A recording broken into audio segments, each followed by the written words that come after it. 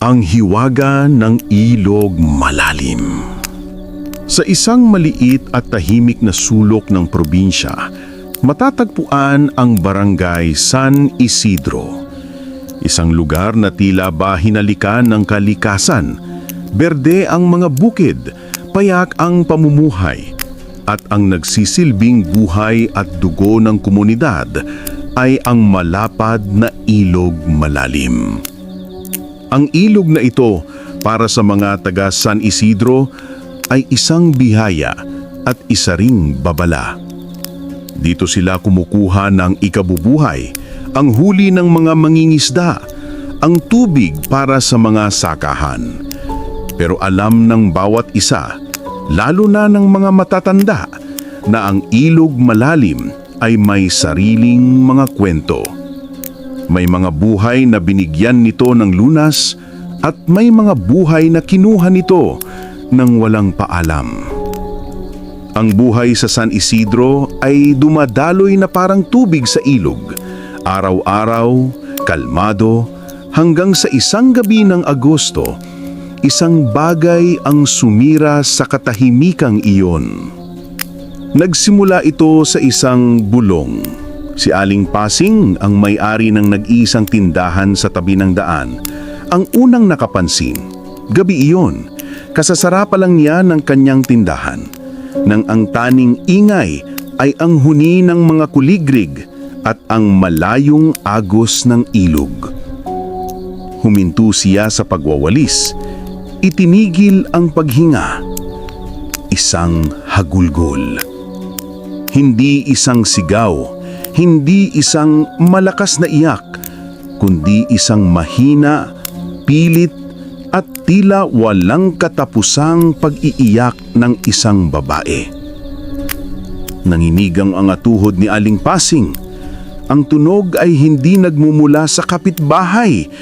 Nagmumula ito sa direksyon ng ilog malalim. Mabilis niyang isinara ang pinto, kinandado ang lahat at nagtalukbong ng kumot, nagdadasal. Kinaumagahan, ang kwento ni Aling Pasing ay naging palaman sa mainit na pandesal ng buong barangay.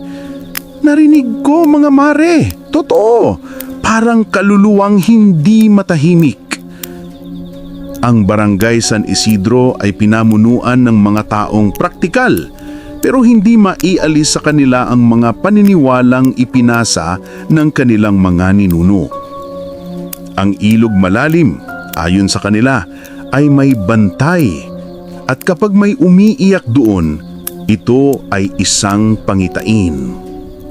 Dito pumapasok si Tomas, Mang Tomas Gatchalian, 5 taon ng tanud ng barangay, isang lalaking may matitigas na braso dahil sa pagbubuhat ng sako-sakong palay at may mukhang seryoso pero mga matang laging may awa.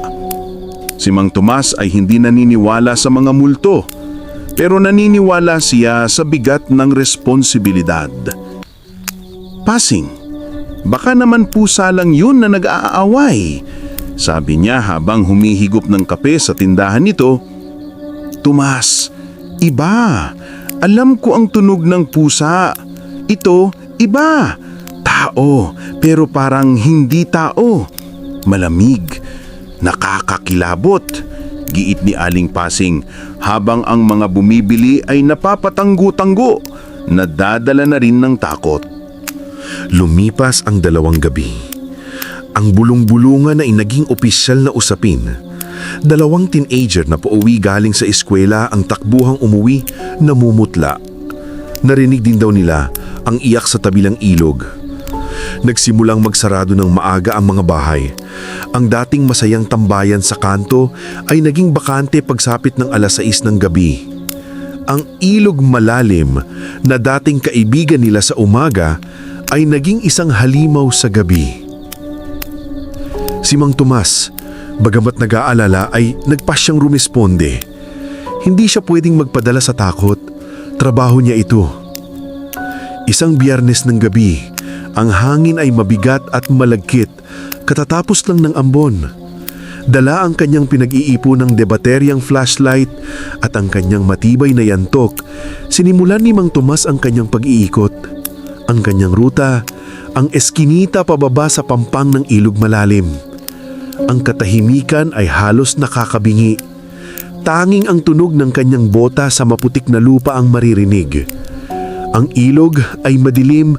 Ang ibabaw nito ay parang isang itim na salamin na sumasalamin sa pira-pirasong liwanag ng buwan. Tumayo siya sa ilalim ng malaking puno ng akasya, malapit sa paboritong paliguan ng mga bata. Naghintay siya. At pagkatapos ng halos kalahating oras, narinig niya ito. Tama si Aling Pasing. Hindi ito pusa. Tama ang mga bata. Nakakakilabot. Isang mahinang pag-iyak. Isang tunog ng pighati na tila ba kayang pumunit sa kaluluwa ng sino mang makarinig. Ito'y iyak ng isang taong nawalan. Isang iyak na puno ng sakit, ng pagsisisi, ng paghahanap. Tumayo ang balahibo ni Mang Tomas. Sa unang pagkakataon sa loob ng maraming taon, naramdaman niya ang tunay na takot. Gusto niyang tumalikod. Gusto niyang tumakbo pabalik sa seguridad ng mga ilaw sa kalsada. Pero siya, si Tomas Gatchalian, isa siyang tanod at higit sa lahat, isa siyang ama. Ang narinig niya ay hindi tunog ng isang engkanto. Hindi ito tunog ng isang white lady. Ito ay tunog ng isang ina. Humigpit ang hawak niya sa yantok, hindi para lumaban, kundi para sa suporta. Pinatay niya ang kanyang flashlight para hindi makagulat. Dahan-dahan, sinundan niya ang tunog. Ang iyak ay tila ba nagmumula sa may bandang siksik na mga talahib kung saan bihirang puntahan ng tao dahil malalim at maputik ang pampang. Bawat hakbang niya ay maingat. Ang kanyang puso ay kumakabog ng malakas sa kanyang dibdib, tila gustong kumawala. Nang malapit na siya, ang iyak ay humihinto. Tapos babalik, mas malakas, parang may sinisigaw na pabulong. Miguel, anak ko. Miguel! Nagulat si Mang Tomas. Ang pangalang iyon. Nakarating siya sa isang maliit na siwang sa pagitan ng kawayan at doon, sa ilalim ng malamlam na sinag ng buwan, nakita niya ang pinagmumulan ng takot ng Barangay San Isidro. Hindi ito multo. Hindi ito engkantada. Isang babae. Nakataliko dito sa kanya, nakaluhod sa putikan, ang mga kamay ay nakasubsob sa pampang na tila ba may hinuhukay. Ang kanyang buhok ay mahaba at magulo. Ang damit ay basa at puno ng putik.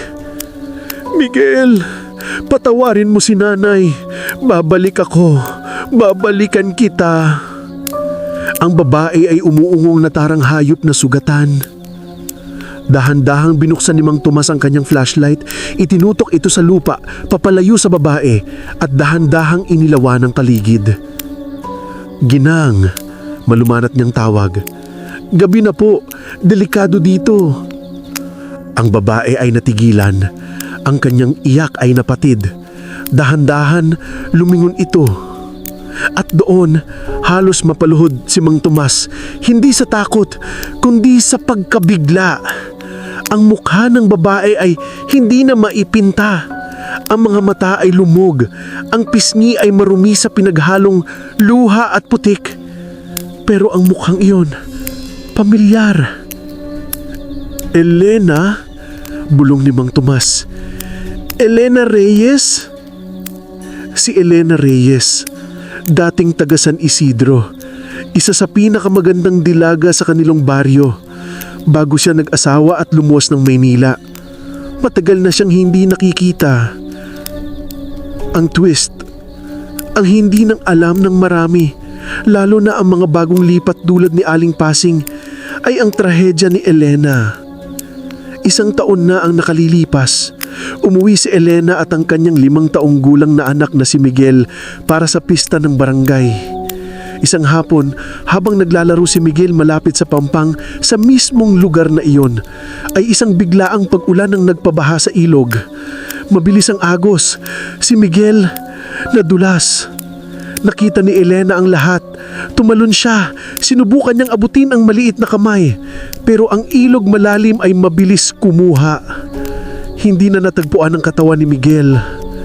Ang trahedya ay sumira kay Elena. Nabaliw siya sa pighati.